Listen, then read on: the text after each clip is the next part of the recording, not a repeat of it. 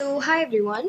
So in the last video we have seen how we define a route and how we call a route and how we get the information from the URL. So in this video we are actually going to store a value into the table and we'll be printing the table. So we will be giving values for something that is there actually defined in our table, for example like name, so that we can store that particular name which we give in the URL for that variable, and you can print the database table. So for that, like in the previous video, I have mentioned the variable string, the variable name of type string, and I have made that change. I have input that in the table also in the backend DB. Okay, so one mistake I did in the previous video was you have to, if you also come across a similar mistake, you have to take care of it. In the previous video, my module name was personal underscore details, if I'm not wrong. So I have used underscore, which was creating a problem. When I run it, it was creating a problem like that route was not actually getting created. So that's why I gave my resource name as something without an underscore. So now this will work totally fine. So we'll see how we write a route and store the information in the DB. Okay, now the only variable I have in my database is name. So okay, I'll be getting a name. So I'm defining a new route. Let it be details, because I'm getting the details of a person. Do. Now I'll write some variable. Let's say A is equal to payload of what I give in the URL as name. So in the URL I'll be giving name is equal to something. So extract that, whatever I'm giving inside name, extract that and store it in A. That is what this line means. Now let's say B is equal to, now we are going to save, we are going to match this name with the model name. Okay, so personal info is the model name inside which we have defined the name. So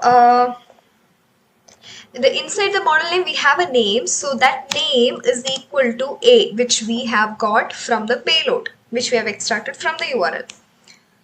Okay, now this particular information we are storing it in the backend DB in our table.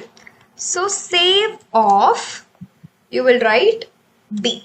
So B, that is the name which we have given, which we have extracted from the URL, that we are giving for the variable name which is defined inside the model. So that particular information we are saving it in our table. In our table also we have a variable named name. So that is all you're supposed to do, and you have to write the module name using module. So this was the problem that was created in the previous, when I in the last video my module name was different, so that when I used here and when I was running this, it created a problem because it had an underscore. So take care of that.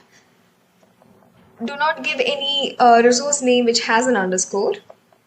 So okay, so that's all. Now just save the file. Now we will run the app, because I'm starting it from, I'm just starting it now, so I have to start from the start itself. Okay, using genie. Okay, why did I use, okay, that is not needed. I'll just run everything line by line. So bootstrap is the first file you're supposed to run.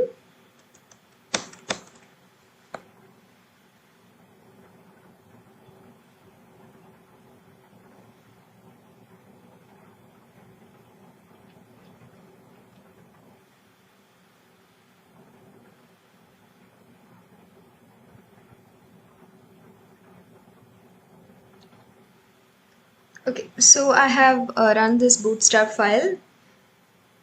It has no error, it's working completely fine. Now all I have to do is, okay, now I have to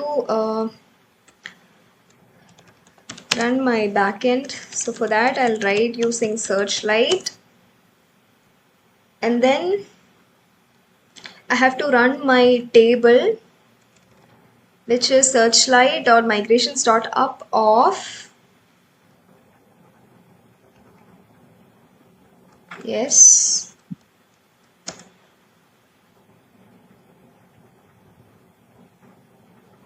okay,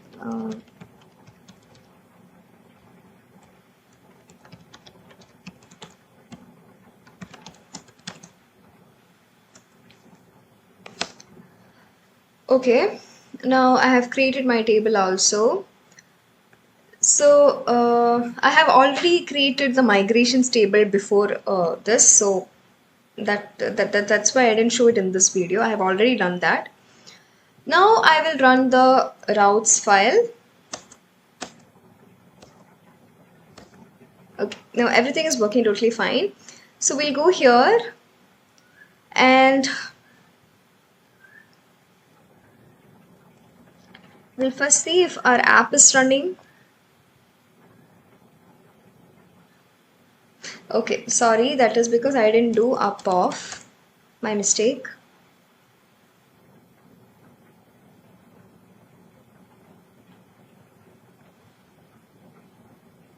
Yeah, I didn't do up off.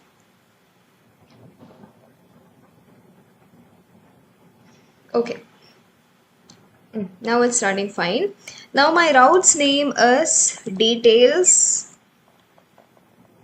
question mark. I'll write something like name is equal to, I have again run the database because previously I have included a name and I was checking if my file was running properly.